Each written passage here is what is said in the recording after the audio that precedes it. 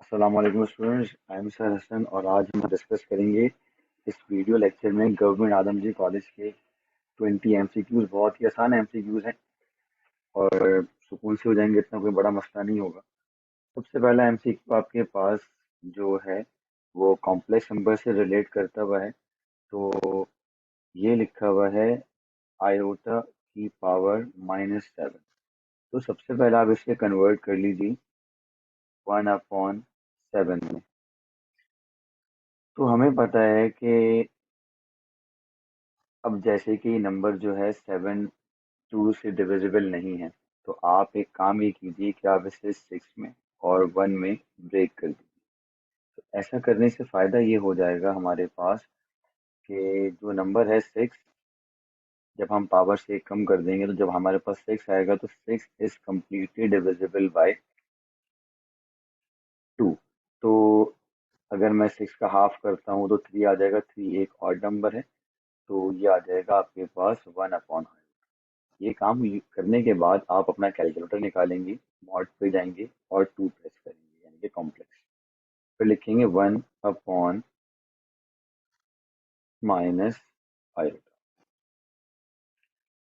तो इसका जो आंसर आ रहा है वो आयोटा आ रहा है, यानी कि option B is the correct answer. अब नेक्स्ट एमसीक्यू भी आप डायरेक्ट कैलकुलेटर में कर सकते हैं, क्योंकि आपको अपना टाइम सेव करना होगा। तो आपने कैलकुलेटर को कॉम्प्लेक्स में रहने दीजिए और फिर आपने लिखा 1 + डिवाइडेड बाय 1 - आयोटा। अभी होल पावर नहीं लगाते।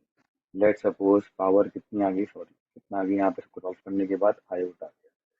तो आपने वही कॉन्सेप्ट के आयोटा है और उसकी पावर 12, तो आयोटा की power 12, 12 is completely divisible by 2। तो कितना आ जाएगा आपके पास आंसर? तो option B is the correct answer. अगला एमसीक्यू ये मैट्रिसेस से है। The number of non zero rows in echelon form of a matrix is called dash। तो बेसिकली रैंक के अंदर हम इसको इस्तेमाल करते हैं। रैंक की थ्योरी है ये। आप इसको डायरेक्ट याद कर लें कि ये रैंक होगा जब भी क्या बोले वो आपसे कि नॉन जीरो रॉज हैं echelon फॉर्म के अंदर, तो मैट्रिक्स क्या कहलाएगा। तो आप उसे बोलेंगे, ऐसी कंडीशन में हम क्या निकालते हैं, मैट्रिक्स का रैंक निकालते हैं। चौथा एमसीक्यू आपसे कह रहा है कि a square matrix A over a complex number is हेमर्शियन मैट्रिक्स। जब भी हेमर्शियन मैट्रिक्स होगा तो इसकी प्रॉपर्टी आपने पढ़ी होगी कि ए का कॉन्जुगेट और ट्रांसपोज अगर दोबारा से वही मैट्रिक्स आ जाए तो मीन्स वो हेमर्शियन के बराबर हो जाता है। अब यहाँ पे कंडीशन है कि A and B are two parallel vectors. तो वेक्टर्स जब पैरेलल होते हैं तो अगर मैं यहाँ पे डॉट प्रोडक्ट की डेफिनेशन इस्तेमाल करूँ कि A dot B is equals to mag A mag B is equals to cos of theta. जहाँ तक पैरेलल का ताल्लुक है तो पैरेलल का मतलब होता है एंगल जीरो। तो इसमें आप एक काम कीजिएगा, अगर पैरेलल बोल देगा तो आप क्या बोलेंगे, A B is equals to mod A और मॉड बी। मेरे मुताबिक यहाँ पर जो है ये आंसर होना चाहिए था इसका कि मॉड ए और मॉड बी। डेफिनेशन भी है क्योंकि पैरेलल फोर्सेस हैं, तो पैरेलल वेक्टर्स हैं, तो बेसिकली हमारे पास एंगल क्या होगा, दोनों का सेम होगा यानी कि 0 डिग्री होगा। अगला एमसीक्यू है, इसमें हम थोड़ी सी चेंजिंग कर लेते हैं। मॉड ए और मॉड बी आपने चैप्टर नंबर 3 में डिस्कस किया होगा। A sequence is a function whose domain is a set of natural number. जो डोमेन होती है, डोमेन मैंने आपको बताया था, या पता भी होगा आप लोगों के, डोमेन बेसिकली इनपुट को कहा जाता है और इनपुट में सारे नेचुरल नंबर्स हमारे पास चल सकते हैं। अब ये हमारे पास कह रहा है, इसके अगला एमसीक्यू बहुत ही आसान सा एमसीक्यू है कि भाई एक जनरल टर्म है, उसकी सीक्वेंस गिवन है। मैं सीक्वेंस को थोड़ा सा यहाँ प्रोमिनेंट ले देता हूँ। -1 की पावर n है, n स्क्वायर। तो कहता है जनाब इसकी फोर्थ टर्म कैलकुलेट करके बताइए। तो सबसे पहले आप जाएंगे कैलकुलेटर पे, मॉड पे और 1 पे चले जाएं, तो ये आपका कैलकुलेटर एक नॉर्मल मॉड पे आ जाएगा। अब ये काम करने के बाद जो है आपने क्या करना है, ये काम करने के बाद आप जो है अपने कैलकुलेटर में ये पूरा क्वेश्चन लिखेंगे। -1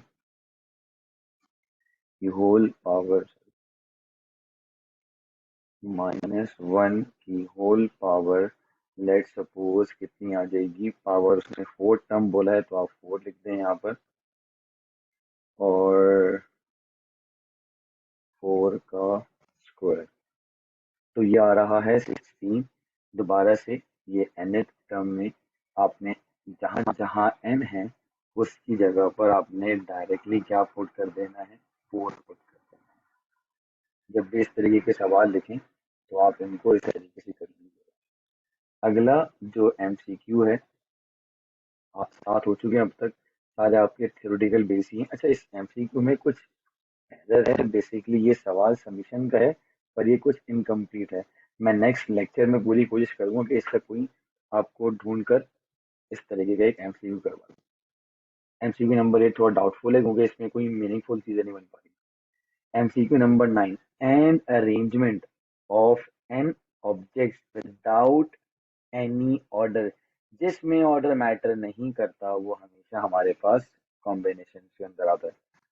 the probability of getting tail in a single toss of a balanced coin, balanced coin का मतलब होता है जनाब एक हेड और एक टेल, तो इसका आंसर कितना हो जाएगा, 1/2। देखिए ये सारे एमसीक्यू आसान हैं, आप लोगों ने थ्योरी में पढ़े होंगे तो इतना मुश्किल आप लोगों को नहीं लगी होगी, सिवाय एक आध के, बस वो थोड़ा सा मसला करेंगे आप लोगों को, बाकी इतना नहीं हो करेगा। एमसीक्यू नंबर 11, एक एक्सपेंशन है जिसकी होल पावर जो है एक ऑड नंबर है। जैसे आप लोगों ने अपने लेक्चर्स में डिस्कस किया होगा कि अगर किसी बाइनोमियल एक्सपेंशन की होल पावर n हो जाए तो हमें हमेशा वहां पर 2 मिडिल टर्म्स मिलती हैं। आसान एमसीक्यू है। एमसीक्यू नंबर 12, अब फंक्शन, ये बताना है कि जनाब फंक्शन ऑड है या इवन, तो इसके लिए भी एक टेस्ट करना पड़ता है कि जहां जहां रियल फंक्शन में x है वहां पर आप -x पुट कर दीजिए। अगर दोबारा से वही फंक्शन बनकर आए जो आपकी रिक्वायर्ड है, मतलब जो आपका क्वेश्चन है, तो मीन वो फंक्शन आपके पास क्या हो जाएगा, इवन का हो जाएगा।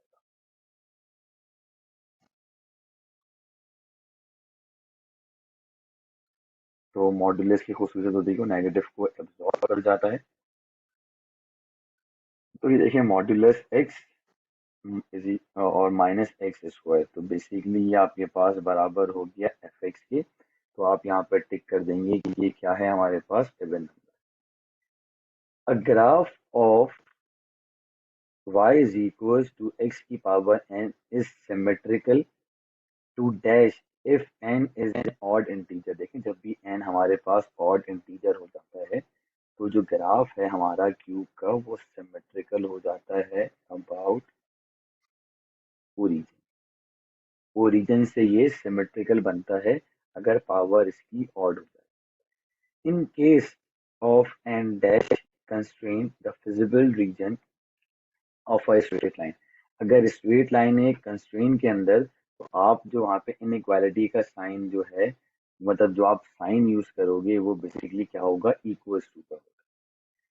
अगला एमसीक्यू है, a group of allied angle, सारे allied angle of a basic angle, basic angle में सम और डिफरेंस के लिए आप हमेशा 90 डिग्री या π/2, मॉडल पेपर में ही एमसीक्यू आया हुआ है, पर उन्होंने पूछा था बेसिकली ये सवाल दो तरीके से उसमें आंसर दिए हुए हैं, एक π/2 और एक 90 डिग्री, दोनों आपके पास क्या होंगे, एक्सेप्टेबल हो जाएंगे। एमसीक्यू नंबर 16, कॉज α/2, तो जनाब ये कॉज α/2 में हमारे पास सब कुछ आएगा सिवाय जो है इसकी कंडीशंस के। तो मैं इसका फॉर्मूला आपको लिखवा देता हूँ ताकि आपको यहाँ से क्लियरफाई हो सके।